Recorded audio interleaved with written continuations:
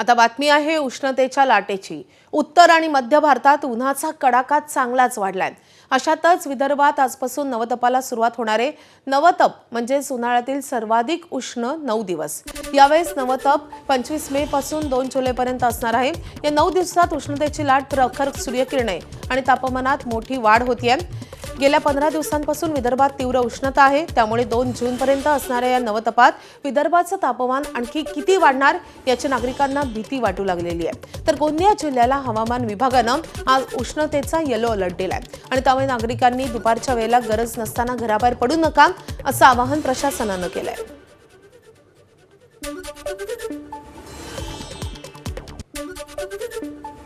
गेल्या काही दिवसांपासून उष्णतेमुळे विदर्भ पोळतोय। विदर्भातील सर्वच जिल्ह्यातील तापमानाचा पारा 45 अंशांपेक्षा जास्त आहे। त्यातच चंद्रपुरातल्या ब्रह्मपुरी हे देशातील सर्वाधिक उष्ण शहर ठरलंय। ब्रह्मपुरीमध्ये काल 47.2 अंश सेल्सिअस इतकं तापमान नोंदवण्यात आलंय। तर चंद्रपूरच्या ब्रह्मपुरीनं अनेक विक्रम मोडीत काढलेले आहेत। काल ब्रह्मपुरीत 47.2 अंश सेल्सिअस इतकं सर्वाधिक तापमान नोंदवण्यात आलंय।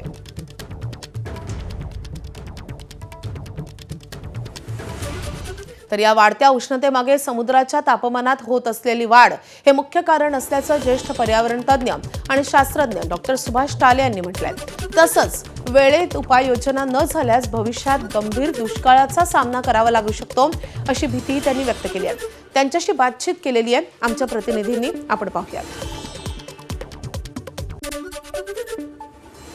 आपल्यासोबत आहेत पर्यावरण तज्ञ डॉक्टर सुभाष टाले सर काय होतंय, विदर्भ का तापतोय? आता विदर्भ का तापतोय याची काही स्थानिक कारणं तर निश्चित आहेतच, परंतु एक जर आपण सगळा असा जागतिक हवामानाचा विचार केला तर जागतिक हवामानामध्येच एक प्रकारचा बदल आहे। त्याचं कारण असं आहे की हे जे आता यावर्षी बोललं जातं की बा खूप सगळीकडे उष्णता राहणार आहे वगैरे, दरवर्षी आपला जो काही मान्सून असतो किंवा हे वातावरण असतं, हे वातावरण असतं तर याच्याकडे पाहत असताना जे हे सागरी याच्यावर डिपेंड असतं, विशेषतः प्रशांत महासागराचा मध्य आणि ईस्टर्न जो भाग आहे, तर साधारणतः पेरू आणि इक्वेडॉर हे जे 2 देश आहेत इथे ह्या घडामोडी घडत असतात। साधारणतः डिसेंबर महिन्यामध्ये जेव्हा ख्रिसमसचा सण चालू असतो त्या पिरियडमध्ये हे जाणवत असतं की बा तापमान कसं, सागरी तापमान कसं आहे।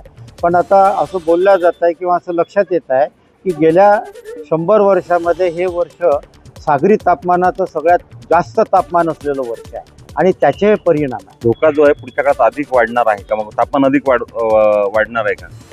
हे बदल तर याचे पर्यावरणीय बदल हे अजून तीव्रतेने वाढणार आहेत। एखाद्या मध्ये 2-3 हे सायकल आहे, 1-2-3 वर्ष एकदम चांगली येतील, पुन्हा वाढणार आहे। याच्यासाठी जे काही सपोर्टिंग जे उपाययोजना आहे याच्यासाठी मात्र आपण सगळ्यांनी सतर्क असलं पाहिजे, मिशन म्हणून घेतलं पाहिजे। उमेश राणा, एबीपी माझा अकोला। तर या तापमान वाढीमागे मुख्य कारण काय आपण ग्राफिक्सद्वारे समजावून घेऊयात। सगळ्यात महत्त्वाचं कारण आहे भौगोलिक स्थान। विदर्भात समुद्राचा थंडावा मिळत नाही आणि त्यामुळे उन्हाळ्यात जमीन लवकर तापते आणि तापमान वाढते। आणखी एक महत्त्वाचं कारण हवामान बदल। जागतिक तापमान वाढीचा परिणाम स्थानिक पातळीवरही दिसतोय आणि त्यामुळे उन्हाळा अधिक लांब, कोरडा आणि उष्ण होतोय। आणखी एक महत्त्वाचं कारण झाडांची घटती संख्या। शहरीकरण, रस्ते रुंदीकरण आणि बांधकामांमुळे झाडांची संख्या कमी होतीये। सोबतच कॉन्क्रीटचं जंगल वाढतंय। सिमेंटचे रस्ते, इमारती, टीन शेड घरं आणि डांबरी रस्ते दिवसभर उष्णता साठवून ठेवतात। पावसाचं अनियमित प्रमाण हे देखील एक कारण आहे। पावसाचं प्रमाण कमी किंवा उशिरा झाल्यास जमिनीवरील ओलावा कमी होतो आणि कोरडी झालेली जमीन अधिकच तापते। यवतमाळ जिल्ह्यात प्रचंड उष्ण लहरी सुरू असताना गेल्या 48 तासात 8 जणांचा आकस्मिक मृत्यू झालाय। हे सर्व मृत्यू उष्माघाताचे बळी असल्याचा संशय व्यक्त होतोय। या सर्वांच्या मृतदेहाचे शवविच्छेदन अहवाल यायचे असल्यामुळे आणि त्यानंतरच मृत्यूचं कारण स्पष्ट होईल। हवामान विभागाने वर्तवलेल्या अंदाजानुसार यवतमाळ जिल्ह्यात जर पाहिलं तर मागील 4 ते 5 दिवसापासून जे आहे तो तापमानाचा पारा चांगला चढलेला दिसून येत आहे. 43, 44 आणि आता तर हाच उष्णतेचा पारा जो आहे तो 45 अंशाच्या पार गेलेला आपल्याला दिसून येत आहेत. आणि त्यामुळे प्रचंड उष्ण लहरी यवतमाळ जिल्ह्यातील नागरिकांना सोसाव्या लागत आहेत. या उष्ण लहरीमुळे गेल्या 48 तासामध्ये 8 जणांचा आकस्मिक मृत्यू झाल्याची नोंद जे झालेली आहेत. मात्र हे सर्व मृत्यू जे आहेत उष्माघाताचा असल्याचा अंदाज आणि संशय व्यक्त करण्यात येत आहे. अद्यापही या मृत्यू पावलेल्या 8 लोकांचे शवविच्छेदन अहवाल यायचे आहेत. त्यामुळे हा उष्माघाताचा बळी आहे की नाही हे त्यानंतरच ठरणार आहेत. यात जर पाहिलं तर चौघांची ओळख पटली असून 4 जण यातील अज्ञात आहेत. बाबुळगाव येथील गवंडी येथील किनीच्या रस्त्यावर असलेल्या पुलाखाली हा एक मृतदेह आढळून आला. तर पुसदच्या हनुमान वार्डामध्ये अन्नपूर्णा जो वार्ड आहेत या वार्डामध्ये वृद्ध महिलेला कूलरमध्ये पाणी भरले असताना त्यांना अस्वस्थ वाटू लागले आणि त्यानंतर रुग्णालयात हलवल्यानंतर त्यांचा मृत्यू झालेला आहे.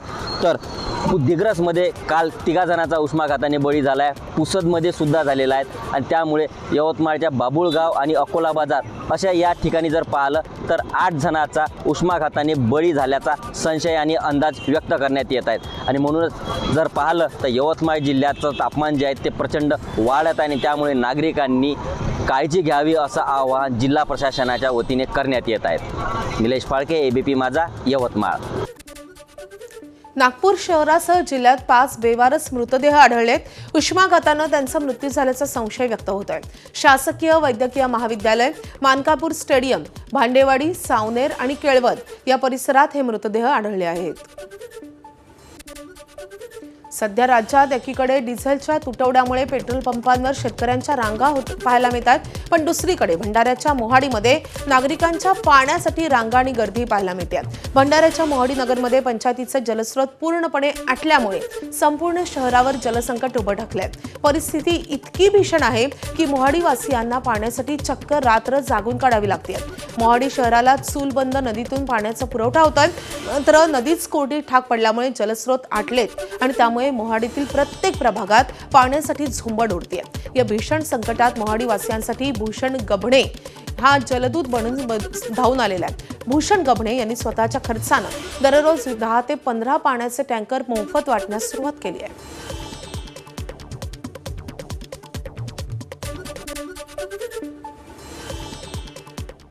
आता धक्कादायक बातमी आहे रायगडमधून. रायगडच्या आंबेनाई घाटात जीप खोल दरीत कोसळून मोठी दुर्घटना झाली आहे. या अपघातात वाहनातील 8 प्रवाशांचा मृत्यू झाल्याची माहिती मिळते आहे. महाबळेश्वर पोलादपूर दरम्यान आंबेनाई घाटात ही मोठी दुर्घटना घडली आहे. जीप 700 ते 800 फूट खोल दरीत कोसळली आहे. वाहनावरचं नियंत्रण सुटल्यामुळे अपघात घडल्याची माहिती पोलिसांनी दिली आहे. शोध आणि बचाव पथकानं 2 मृतदेह बाहेर काढलेत, तर इतर मृतदेहांचा शोध सुरू आहे. दुर्घटनाग्रस्त वाहन साताऱ्याच्या कोरेगाव तालुक्यातील असल्याची प्राथमिक माहिती आहे. ट्रॉलीच्या साहाय्यानं मृतदेह बाहेर काढण्याचं काम सुरू आहे. विविध बचाव संघटना घटनास्थळी दाखल झाल्या आहेत.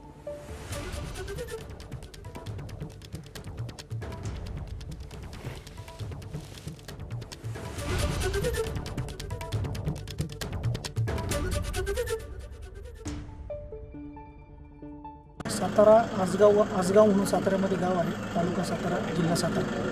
त्या ठिकाणी 8 युवक जे आहेत ते हरणे बीच दापोली या ठिकाणी शुक्रवारी रात्री दिनांक 23 तारखेला गेले होते. 24ला पहाटे ते हरणे बीचवरून परत साताऱ्याकडे जात असताना पोलादपूर मार्गे आंबेनळी घाटामध्ये दाबेळगावच्या हद्दीमध्ये त्यांच्या गाडीवरचे नियंत्रण सुटून गाडी खोल दरीमध्ये 1000 फीट खाली कोसळली. एकूण 8 याच्यामध्ये प्रवासी होते. 8 पैकी 8 जे युवक होते ते याच्यामध्ये मयत झालेले आहेत. आता बातमी आहे धुळ्यातून. मुंबई आग्रा महामार्गावरच्या लळिंग घाटामध्ये झालेल्या अपघातात 5 जणांचा मृत्यू झालाय. आज पहाटेच्या सुमारास तिहेरी अपघाताची घटना घडली आहे. रेतीचा डंपर, ट्रॅव्हल्स आणि एक 4-चाकी वाहनाचा अपघात झालाय. या अपघातात 5 जणांचा मृत्यू झाला असून 25 ते 30 जण जखमी झालेत. जखमींवर धुळ्यातल्या हिरे शासकीय वैद्यकीय महाविद्यालयामध्ये उपचार सुरू आहेत. पुण्याच्या राजगड तालुक्यात कोदवदी फाटा परिसरात एका हॉटेलमध्ये झालेल्या वादातून गोळीबार झालाय. या घटनेत 2 जण जखमी झालेत. त्यांच्यावर रुग्णालयात उपचार सुरू आहेत.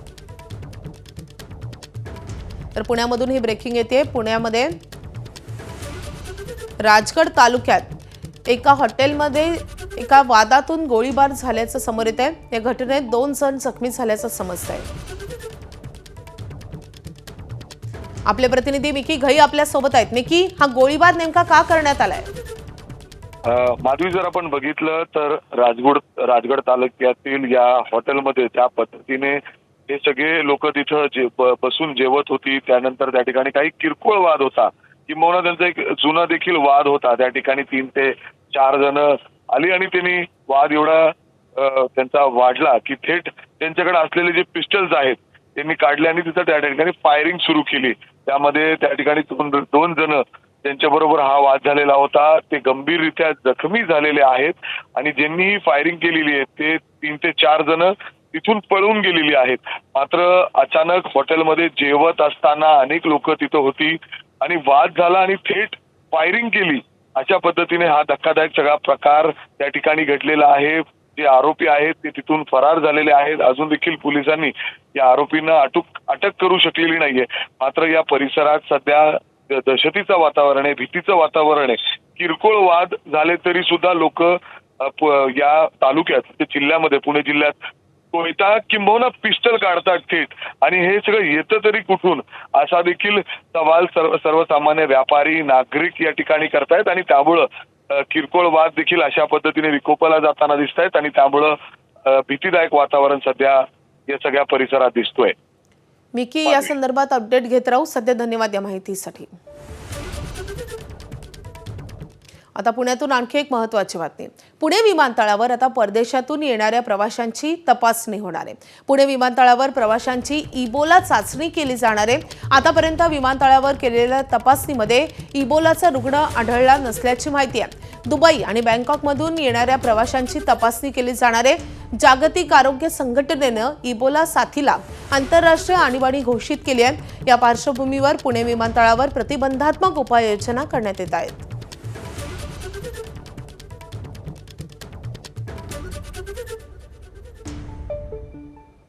सध्या बाजारात कांद्याला मिळणाऱ्या दरामुळे कांदा उत्पादक शेतकऱ्यांच्या डोळ्यात पाणी आलंय. बीडच्या वडवणी तालुक्यातल्या देवळा बुद्रुक गावातील शेतकरी गणेश तोडेकर यांना कांदा विक्रीतून नफा तर दूरच, उलट स्वतःच्याच खिशातून पैसे घालण्याची वेळ आली आहे. बीडमध्ये योग्य दर मिळत नसल्यानं गणेश तोडकर यांनी 12 क्विंटल 87 किलो कांदा सोलापूर बाजारात नेला. मात्र कांद्याला फक्त 1,468 रुपये मिळालेत, तर हमाली, तोलाई आणि वाहतूक खर्च 1,769 रुपये झाला. त्यामुळे तोडेकर यांना कांदा विक्रीतून नफा येण्याऐवजी 301 रुपये स्वतःच्या खिशातून भरावे लागले. कांदा उत्पादक शेतकऱ्यांच्या अडचणी दिवसेंदिवस वाढत असून हमी भावाचा प्रश्न पुन्हा एकदा ऐरणीवर आलाय. कांद्याची एक बॅग घ्यायची म्हणलं तरी 50 रुपये लागतात आणि इथून कांदा आम्हाला सोलापूरला न्यायला लागतो. आमचं जवळपास 250 ते 300 किलोमीटर प्रवास इथून. इथं नेऊन जर आम्हाला हे येण्याचे तिकटाला सुद्धा पैसे जर येत नसतील, हे शेतकऱ्यांनी करायचं काय? आपण कांदा काय रेटने घेतलेला विकायला चालू केलाय? आपलं स्वतः जर कांदा घेऊन गेला, आपल्याला वेळ येत असेल कांद्याचे पैसे, कांदा देऊन आपल्याला पैसे व्यापाऱ्याला वापस द्यायची, ह्यापेक्षा आणि काय दुर्भाग्य आहे शेतकऱ्याचं.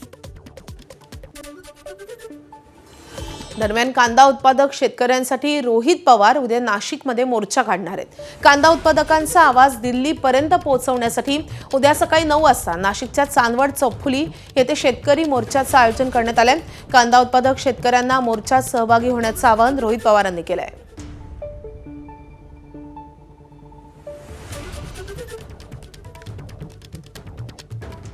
इंधन टंचाईमुळे शेतीमाल वाहतुकीत निर्माण झालेल्या अडचणींच्या पार्श्वभूमीवर व्यापारी वर्गानं दैनंदिन लिलाव प्रक्रियेत सहभागी न होण्याचा घेतलेला निर्णय अखेर मागे घेतलाय आणि त्यामुळे लासलगाव बाजार समितीतील दैनंदिन कांदा आणि भुसार शेतीमालाचे लिलावाचं कामकाज पूर्ववत सुरू होणार असून शेतकरी वर्गाला यामुळे मोठा दिलासा मिळालाय. व्यापारी असोसिएशननं तसं पत्र बाजार समितीला दिलंय. लासलगाव परिसरातील असलेल्या पेट्रोल पंपांवर जास्तीत जास्त पुरवठा कसा होईल डिझेल पेट्रोलचा, या संदर्भात वरती शासन दरबारी आदेश केलेले आणि त्याशी त्यांनी आश्वासन दिलं की बाबा व्यापारी वर्गाला असेल, शेतकरी वर्गाला असेल, कुठलाही त्रास होणार नाही डिझेल पेट्रोल संदर्भात. आणि त्यांच्या आश्वासनाला मान देऊन आणि येत्या सोमवारपासून लिलावाचे कामकाज पूर्ववत करण्यास व्यापाऱ्यांनी समर्थन दर्शवलेलं आहे.